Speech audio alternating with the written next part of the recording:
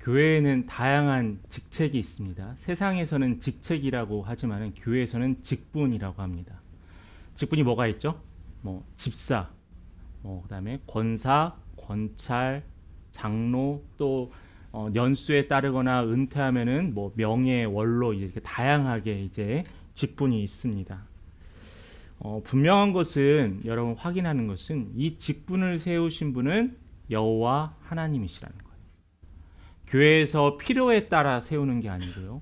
교회가 건축을 하거나 특별한 돈이 필요해서 임직을 세우는 것은 그것은 세상이 말하는 직책입니다. 그러나 직분은 하나님이 세우신다는 거죠. 여러분들 집사님들이시죠? 안수 집사님도 계시고 또 이제 말씀을 듣는 또 유튜브로는 또 장로님도 권사님도 계실 줄 압니다. 여러분들이 직분 맨 처음에 받으실 때 마음이 어떠셨나요? 저희가 2010년 4월 10일 날 제가 목사 안수를 받았습니다. 그때는 정말 떨리고 두렵더라고요. 내가 과연 목사라 이 거룩한 직책을. 근데 계속 시간이 지나니까 그 당시에 떨림과 두려움은 사라지고 익숙함에 빠져들더라고요. 물론 목회자만 이러진 않을 거라고 생각을 합니다. 아마 여러분들도 청년의 때에 결혼을 하고 나서 집사가 됐는데 갑자기 집사라 보니까 어색하기도 했다가 이제는 집사가 익숙해지기도 합니다. 그런데 세상에 우리 교회 안에 이 직분 때문에 좀 문제가 많이 생겨요. 임직식 때문에 좀 문제가 많이 생깁니다. 각자의 교회의 필요에 따라 교회 방법에 의해서 세우기를 하지만은 그러나 이 직분 자체는 전혀 문제가 없어요. 뭐가 문제이냐면은 직분을 세우는 사람들이 문제고 직분을 감당하는 성도의 문제이지 직분을 허락하신 교회를 세우기에 직분을 주신 하나님의 잘못은 전혀 없다라는 겁니다. 그러다 보니까 세상에서는 야 네가 무슨 집사야, 아무나 집사하나 보다. 야 네가 무슨 권사야. 그런 말이 희화되기도 합니다. 직분을 받는 것에 관해서 이렇게 소란이 일어나고 사람들에게 익방하에 오르는 것은 다른 게 아니에요. 바로 직분을 주신 분이 누구냐라는 거죠. 직분을 특별한 예식과 특별한 시간이 있어야지 직분에 대한 더 거룩함이 받아질까요? 그건 아닙니다.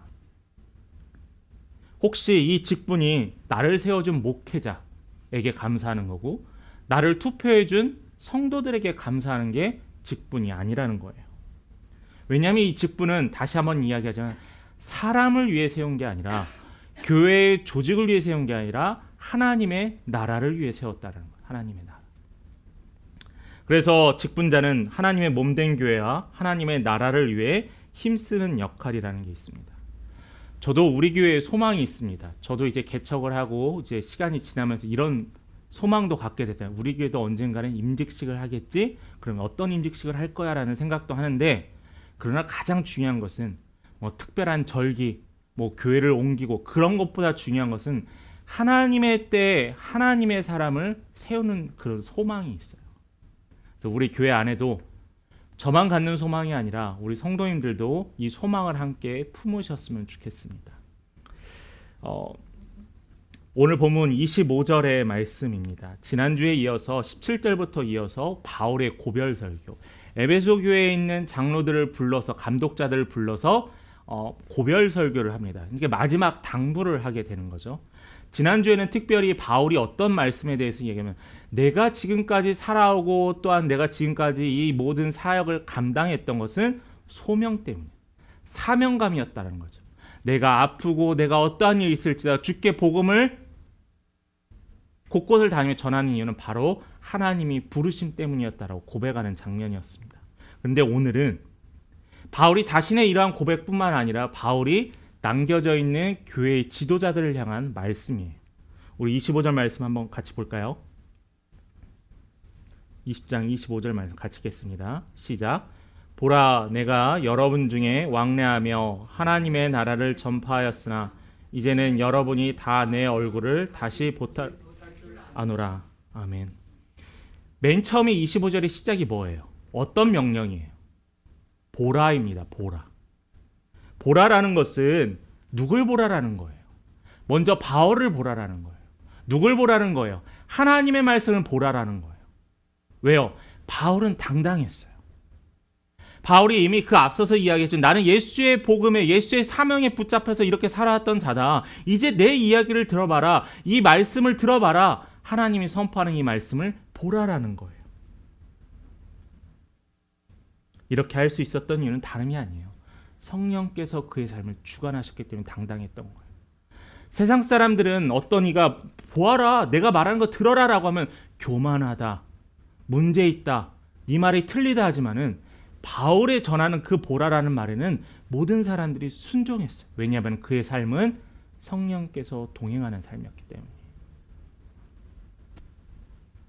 그래서 오늘 25절부터 38절까지 특별하게 크게 두 부분의 말씀이 있습니다. 그 중에서 28절과 31절을 중심으로 오늘 말씀을 좀 나눠보려고 합니다. 첫 번째로 우리가 살펴볼 것은 주의하며 깨어있고 기억하라라는 이 명령이에요. 자, 교회 안의 문제가 세상 밖으로 나온 지는 상당히 오래되었죠. 교회 안에 직분의 문제, 이전의 문제, 건축의 문제, 다양한 문제들이 세상 밖으로 나와서 세상 사람들의 이야기거리가 된 것은 정말로 오래되었습니다. 이것은 한국 교회 안에 분명히 아픈 상처이기도 하죠. 물론 이 이야기가 내 교회도 아니고 내 이야기도 아닌데 괜히 얼굴이 부끄러워지고 직장에서는 굳이 내가 문제 일으키지 않으려고 신앙생활 한다고 이야기도 굳이 하지 않습니다. 그런데 저는 여기서 교회가 잘못했느니 어디 교회가 잘못했느니 그런 이야기를 하고 싶어 하지 않아요. 굳이 꺼낼 필요도 없습니다. 그런데 이러한 문제들의 가장 큰 무거운 책임을 가져야 되는 것은 목회자인 것은 확실합니다. 교회 성도들이 기대하는 목회자의 모습이 있을 거예요.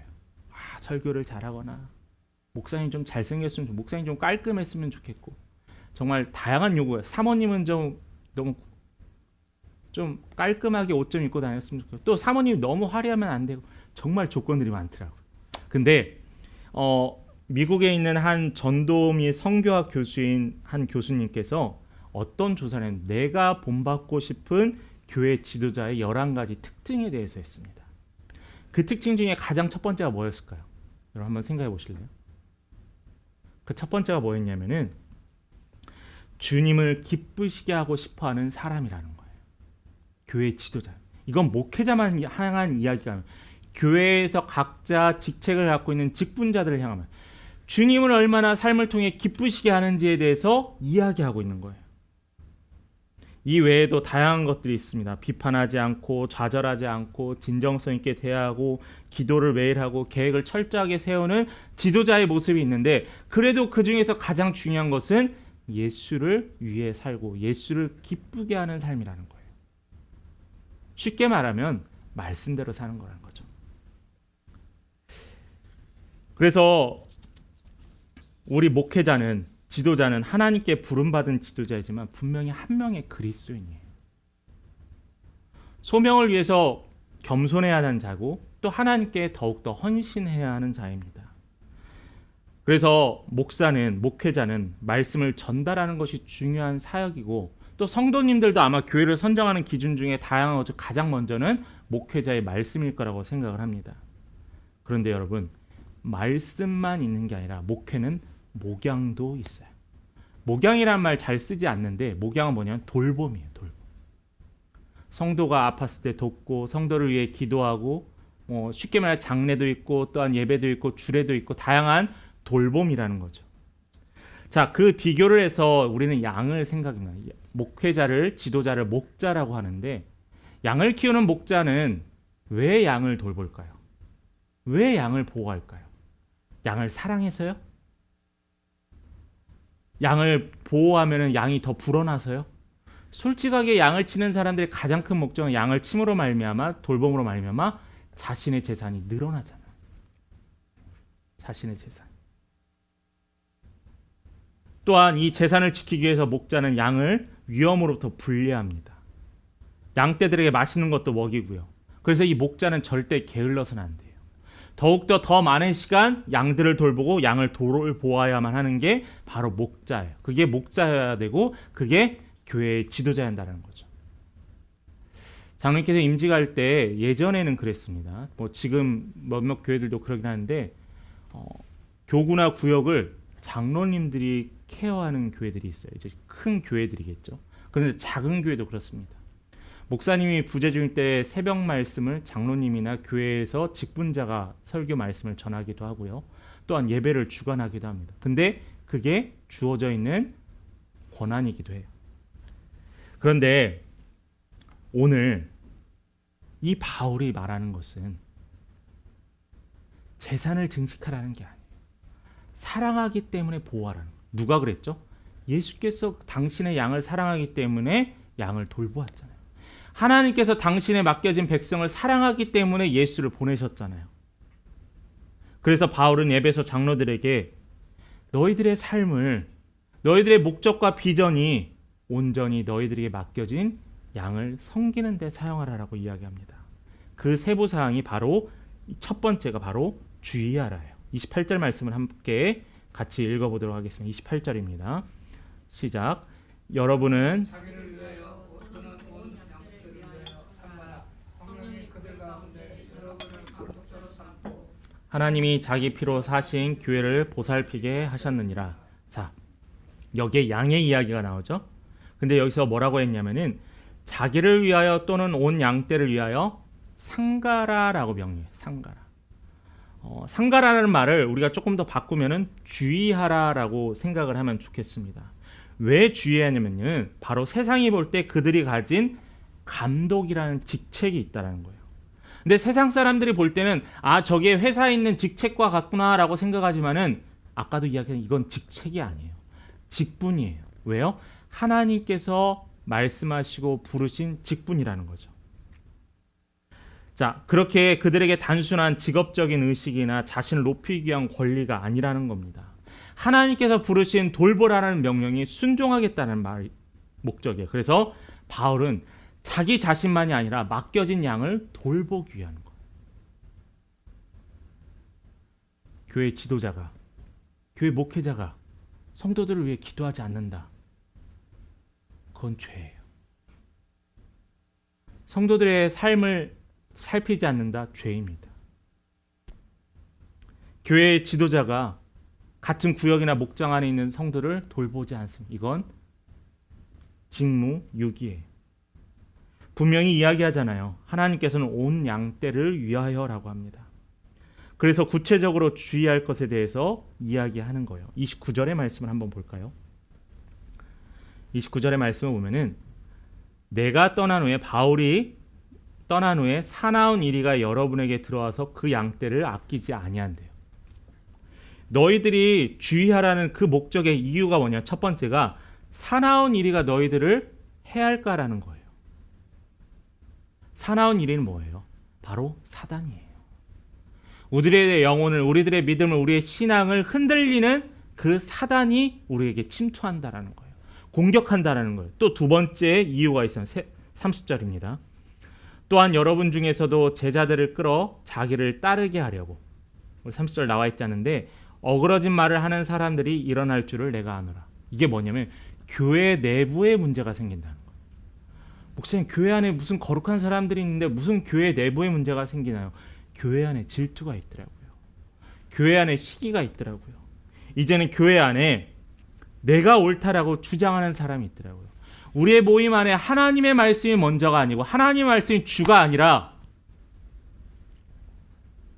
내가 먼저 되는 사람들이 있더라고요.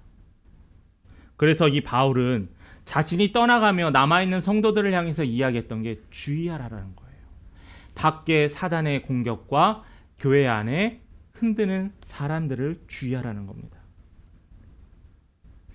영어 성경에서는 주의하라를 조심하라라고 해요. 근데 그 조심하라의 keep이라는 단어가 있어요. keep이 뭐예요?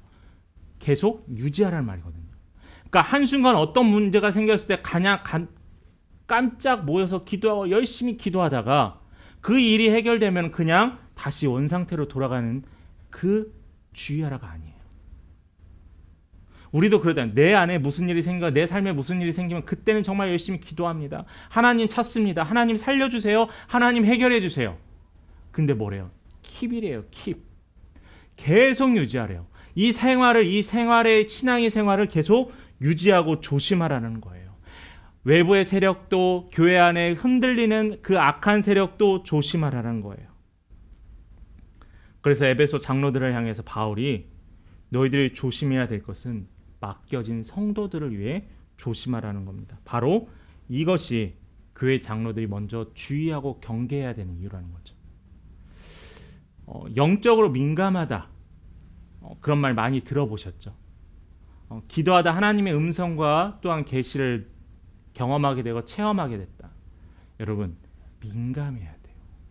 교회 지도자는 더 민감해야 합니다. 이것은 내가 더 은사를 받고 내가 더 특별한 은혜를 받는 것을 자랑하려는 것이 아니라 하나님이 세우신 교회를 지키기 위해서 또한 하나님이 주신 그 직분의 사명을 감당하기 위해서 하나님께 민감해야 한다는 거죠. 이렇지 않고 교회 지도자들이 말로만 선포하면은 성도들이 결국 따르지 않아요. 저는 그래서 목회자는, 교회 지도자는 삶으로 보여주는 겁니다. 말로 보여주기도 하고요, 행동으로 보여주기도 하고요, 생각으로도 보여주기도 합니다. 왜냐하면 사람은요, 지내다 보면은 사람을 알잖아요. 여러분도 맨 처음에 직장에 딱 초반에 들어갔을 때를 생각해 봅시다. 그때 누가 누군지 잘 몰라요. 나에게 잘해주는 한 사람, 그 사람에게 정을 붙입니다. 근데 시간이 지날수록 그 사람 나를 이용하려 해요. 그럼 그 사람에 대해서 정이 떨어지고 그 사람에 대해서 멀어지게 됩니다. 말로 옳은 것만 이야기하고 자신이 그렇게 살지 않으면 그 말씀에는 힘이 없다라는 거예요. 예전에 그런 이야기를 들은 적이 있습니다. 군대 가면은 종교가 3가지 종교가 있잖아요. 저희 부대에서도 절도 있었고 천주교 성당도 있었고 교회도 있었습니다. 근데 이 3분이 모여서 그런 얘기를 했다는 건, 참 신부님은 말을 참 못합니다 라는 얘기를 했다는 거예요. 그리고 스님도 정말 말을 참 잘 못하시는 것 같아요. 이건 그냥 어떤 한 사람을 비난하는 게 아니라 그냥 전체적인 생각입니다. 근데 그 두 분들이 하는 얘기가, 첫 번째가 목사님은 말을 참 잘합니다라는 거예요. 그 말이 주는 의미가 뭘까? 말만 잘한다라고 생각을 해요. 우리 성도들도 답은 다 알아요. 신앙생활 어떻게 하는지 다 알아요. 대부분. 구체적인 것을 모를 뿐이지 다 알아요. 근데 말만 하면 안 돼요. 삶이 뒤따라야 한다는 거죠. 그게 바로 바울이 말한 첫 번째 권면입니다. 두 번째는 31절 말씀을 같이 읽어봅니다. 함께 읽습니다. 시작. 그러므로 여러분이 일깨어 내가 3년이나 밤낮 쉬지 않고 눈물로 각 사람을 훈계하던 것을 기억하라. 자, 첫 번째, 두 번째가 뭐냐면은 31절에 뭐냐면 일깨어라는 거예요. 뭐냐면 깨어 있으라는 거예요. 깨어 있다라는 건 뭐예요? 예수께서도 그 얘기 항상 깨어서 기도하라라고 했죠. 왜요? 악한 것이 너를 틈탈까 두려워하노라라고 이야기하셨습니다. 깨어 있으래요. 영적으로 잠잠해져 있는 게 좋은 게 아닙니다. 늘 파수꾼처럼 언제나 적이 쳐들어올까 경계하는 경비병처럼 늘 깨어서 눈을 부릅뜨고 바라보라는 거예요. 왜요? 우리의 임무거든요. 또한 이렇게 생각해요. 내가 이 정도면 됐다라고 생각하는 아니란 생각을 깨부셔야 돼요. 나는 이 정도까지 신앙생활을 할 수 있어. 나는 이 정도까지 하나님께 헌신할 수 있어. 라는 그러한 생각의 기준을 버리라는 거예요. 이 생각의 기준은 누구예요? 내가 생각한 거. 하나님이 원하시는 하나님의 부르심의 소명에 대해서는 들으려 하지 않으면서 왜 나는 여기까지라고 생각을 하시는 거예요. 그런데 여러분, 믿음의 생활은요, 우리의 삶이 다하는 그날까지, 예수가 오시는 그날까지 우리는 끊임없이 정진해 가는 거예요. 그렇기 때문에 신앙에는 완성이 없어요. 신앙에는 끝맺음이 없다라는 거예요. 그런데 우리는 자꾸 내 스스로 만든 한계를 정해내는 거예요. 봉사도 한계, 예배도 한계, 말씀도 한계. 그러니까 믿음이 맨날 그 자리 그 상태인 거예요. 왜냐하면 우리의 한계는요, 하나님이 바라시는 그 한계에는 비교할 수 없을 정도로 낮기 때문에요. 그렇게 한계를 지면서 왜 하나님 나를 도와주시지 않으시냐, 왜 하나님 나를 통해서 말씀하지 않으시냐 하나님 원망하면은 하나님 얼마나 허무하고 하나님 얼마나 황당하시겠어요. 여러분, 깨어 있어야 합니다. 살기 위해서 깨어 있어야 돼요. 이 마지막 때에 깨어 있어야 돼요. 이 무더위, 어느 곳에서는 수많은 풍수에, 어떤 곳에는 빙하가 녹고, 어떤 곳에는 점점 동물이 사라지고, 사람들이 먹을 것이 줄어드는 이러한 상황 가운데 여러분 무엇을 위해 걱정하십니까? 어떡하지? 아니에요. 하나님의 나라를 위해 준비해야 돼요. 그게 깨어있는 자들이에요. 마지막 바울의 세 번째 권면입니다. 31절 후반절에 보면은 3년이나 밤낮 쉬지 않고 눈물로 각 사람을 훈계하던 것을 뭐하라고 하죠? 기억하래요. 자, 바울이 에베소 지역에 3년 동안 있었습니다. 가장 오래 있었던 이 에베소 지역에서 3년 동안 이렇게 말씀도 선포했고요. 또 지난주에 말씀 강론도 했습니다. 주고받는 질문과 답변에 관한 하나님의 말씀을 선포하게 됐고요. 또 교회도 세웠고, 또 오늘 우리가 나눴던 것처럼 성만찬으로 서로 나눔도 하였고요. 또한 교제도 하고 구제도 했습니다. 3년 동안 했던 이 모든 사역을 뭐하래요? 기억하라는 거예요. 근데 이 기억하는데 이 일들과 사건을 기억하라는 게 아니라 이 일을 행하신 하나님을 기억하라는 거예요. 하나님의 일하심을 기억하라고 하고 있습니다. 바울이 선포한 말씀은 우리에게 맡겨진 자리, 맡겨진 사명에 관해서 한번 생각해 보게 됩니다. 여러분들 주의하고 깨어있고 하나님을 기억하며 살아가고 계세요? 예수님이 말씀하시고 그 말씀대로 살아가고 있습니까? 우리는 누군가는 학생으로 살아갑니다. 누군가는 부모로 살아가고요. 또 누군가는 자녀로 살아갑니다. 또 누군가는 남편과 아내로 살아갑니다. 그런데 우리는 이렇게 살아가는데 그리스도인의 학생, 그리스도인의 남편, 그리스도인의 자녀, 그리스도인의 부모로 살아가고 있는지 스스로 질문해 봐야 돼요. 맡겨진 이 그리스도인의 사명을 우리가 품고 간다면은 그게 복된 삶이고 그게 축복의 삶이라는 겁니다. 두 번째입니다. 두 번째는 잠시 방금 전에도 이야기했지만 이 말씀이 나를 향한 말씀이에요. 바울이 2000년 전에 에베소 교회에 있었던 장로들과 감독들을 불러서 그들에게 주의하고 깨어있고 기억하라는 그 말씀이 여러분들을 향한 말씀이라는 거예요.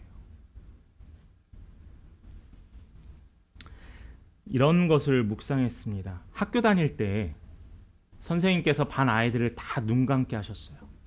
그리고 어떠한 잘못한 아이들이 분명히 선생님을 알고 있지만은 학생들에게 눈 감게 했습니다. 그래서 한 선생님이 아이들을 향해서 훈계하고 가르쳤어요. 근데 그때 저는 잘못하지 않았거든요. 저는 선생님이 말씀하신 걸 관해서 저는 실수하지 않았어요. 그래서 저는 눈 감고 선생님의 말을 들으면서 한 귀로 듣고 한 귀로 흘렸습니다. 왜냐하면은 저것은 나를 향한 이야기가 아니기 때문이에요.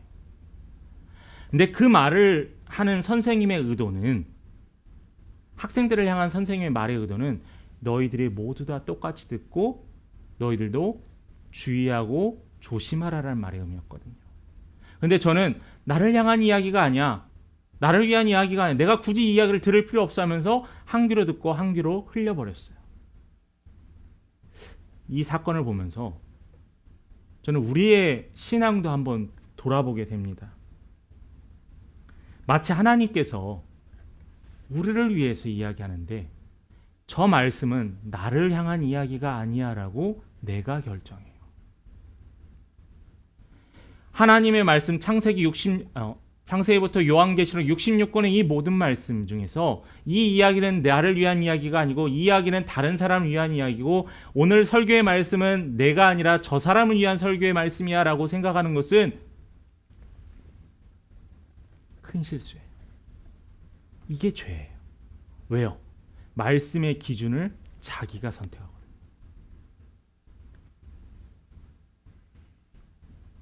제가 말씀을 듣는 예배의 회중이 되며 제 스스로 무서웠던 게 바로 이거예요. 저 말씀은 나를 위한 말씀이 아니야 라고 내가 들으려 하지 않았다는 거죠. 하나님의 소리를 외면했습니다. 교만했습니다. 그게 누구의 모습이냐면 나의 모습이었어요. 몇 가지 삶의 나눔을 하도록 하겠습니다. 교회에서 정말 열심히 사역했던 청년이 있었습니다. 그 교회 갔는데 그 청년이 정말 모든 예배에 다 참여하고 있더라고요. 교회에서는 교사로, 어떤 청년부 임원으로, 또 찬양팀 임원으로, 또한 수요예배와 금요예배 때는 방송실로. 그 친구는 정말 열심히 교회에서 봉사했습니다. 그 친구하고 이제 신방하면서 상담을 하는 중에 왜 이렇게 많은 시간을 들이면서 헌신하느냐라고 물어봤어요.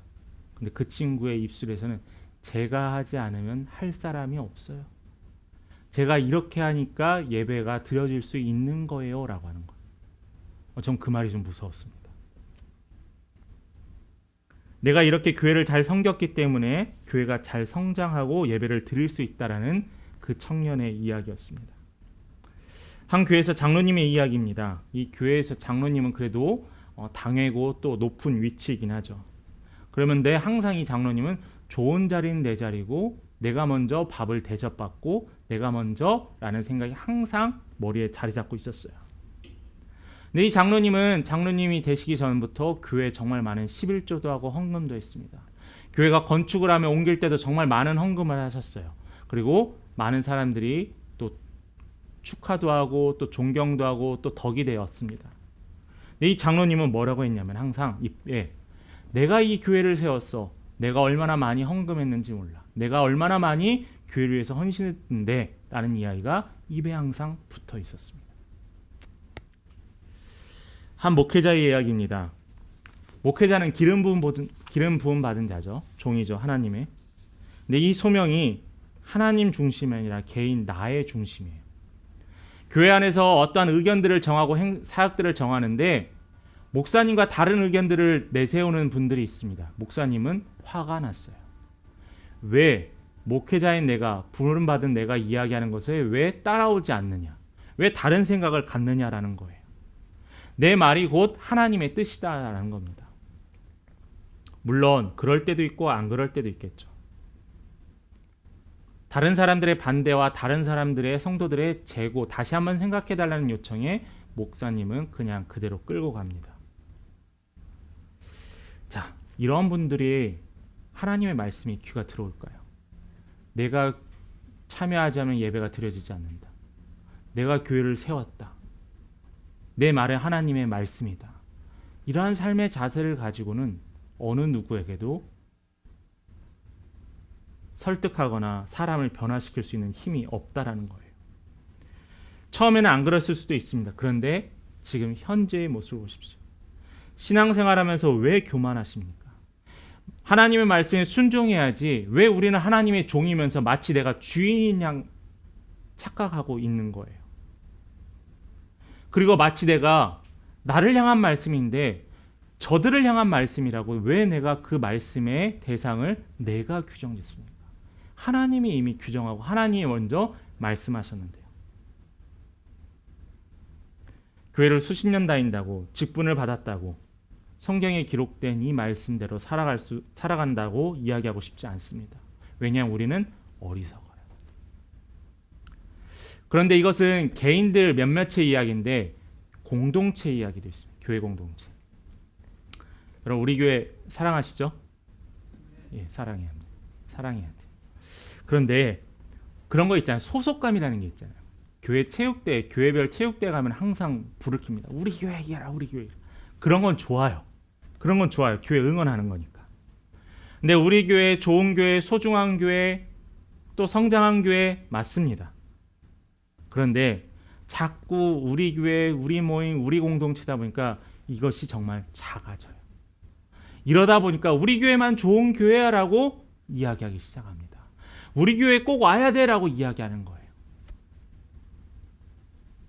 그러다 보니까 다른 교회는 좋지 않다라고 이야기하는 것도 들은 적도 많습니다. 여러분, 저는 이러한 일들을 보면서 우리 교회, 우리 공동체만 특별한 하나님의 택함을 받은 모임이다라고 생각하는 건 큰 잘못이에요. 예수가 사역했을 당시에 특별한 선민의식을 가졌던 자들이 누구예요? 유대인이고 그 중에 바리새인들이었습니다. 그들은 예수의 말씀을 듣지 않았어요. 왜냐하면 자신들은 특별한 자들이기 때문에. 제가 예전에 읽었던 재미난 책의 제목이 뭐냐? 거지로 오신 예수였거든요. 여러분, 우리 교회들은 하나님의 엄청나고 광활한 이 큰 사역들 가운데 조그만 파트씩을 각각의 교회들이 맡고 있습니다. 또 이 각각의 사역 중에 또 조그만 부분을 각각의 개인이나 가정이 맡고 있죠. 여러분, 근데 이 조각이 완성되려면 모든 조각이 함께 동참해야 돼요. 근데 우리 교회는 특별하다, 우리 교회가 모든 걸 감당한다고 해서 그게 바로 교만이에요. 우리 교회가 없으면 우리가 사역을 할 수가 없어. 우리 교회가 없으면 우리 지역이 살아날 수가 없어. 교만입니다. 작은 조각이 일부를 이루어서 그 일부가 모여서 하나의 큰 하나님의 사역의 완성판이 되는 것처럼 우리는 자그마한 일도 감당할 수 있어야 돼요.